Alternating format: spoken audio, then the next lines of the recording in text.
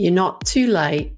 You're not behind. You're not invisible. You are rising. Welcome to Ambition Habits. This is the podcast where women rise together. Here, confidence isn't taught, it's remembered. Belonging isn't earned, it's honoured. And legacy isn't a someday, it's a rhythm we build now. So take a breath and let's begin.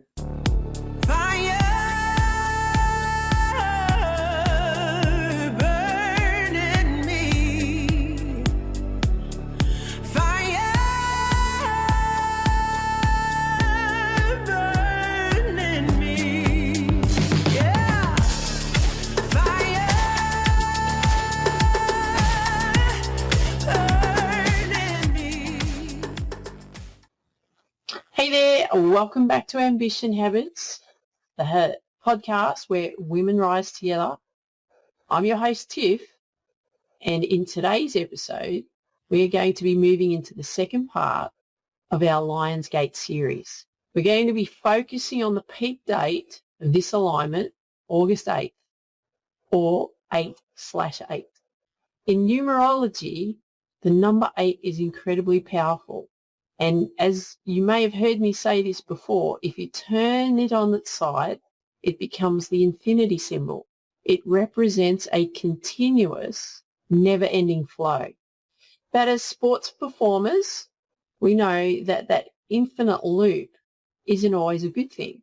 In fact, when we experience performance anxiety, we get really worked up on the inside. Our brains can get stuck in that infinity loop. We make one mistake, our brain starts looping with negative thoughts, our body tenses up, we make another mistake, and the loop just keeps on going and going. But in this episode today, we are talking about the 8/8 reset. We're going to look at how performance anxiety hijacks your game and the mindful habits you can use to break the cycle so that you can play with total freedom.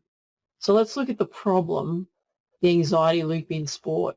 Let's talk about what actually happens in your brain when anxiety takes over. And it usually starts with a what if. What if I drop the ball? What if I miss this shot? What if my coach is disappointed in me? What if I let myself down? What if I let the team down? What if I lose? The moment your brain focuses on the future, the what if, your nervous system perceives that as a threat. It throws you into that fight or flight mode. Your heart rate spikes, your breathing goes shallow, and your muscles grip like they get really tense. And here's the kicker for you as a sports performer.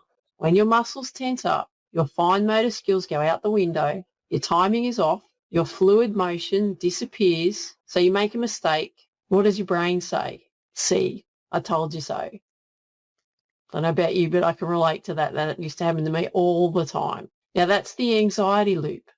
It's an infinite cycle of future tripping that ruins your present moment execution. So if you're playing your sport and you're worrying about what you got to do next, or you're dwelling about what you just did, you aren't actually playing the game because you're not playing the game in where you are right now. I don't know if you can relate to that, but I surely can. There's still times when I play, especially when I play in team environments, sometimes I think we're going to go down, or there's more pressure on me, or, what if I can't get this shot, right? I'm not in the present moment. I'm worrying about the what if. So we need to find ways in which we can deal with that. So the solution, we're going to use mindfulness as a performance tool.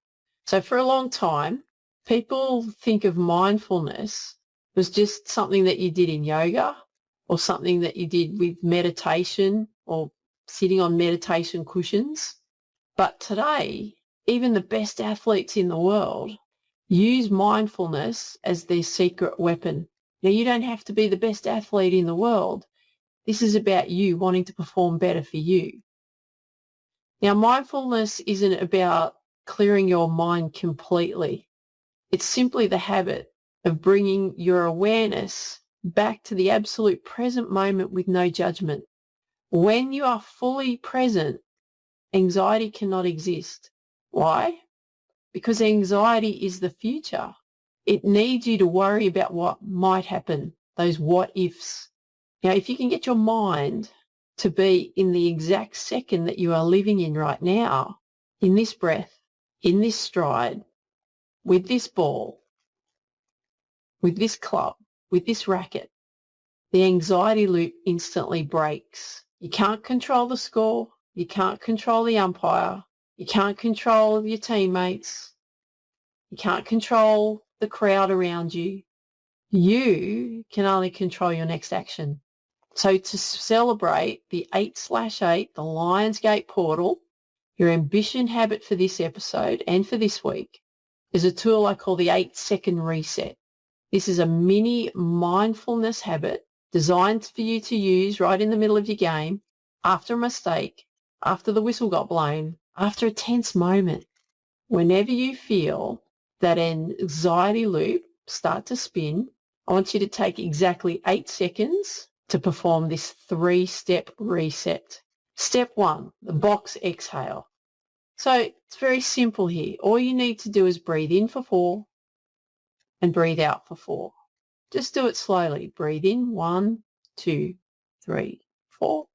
Breathe out for 4. 1, 2, 3, 4.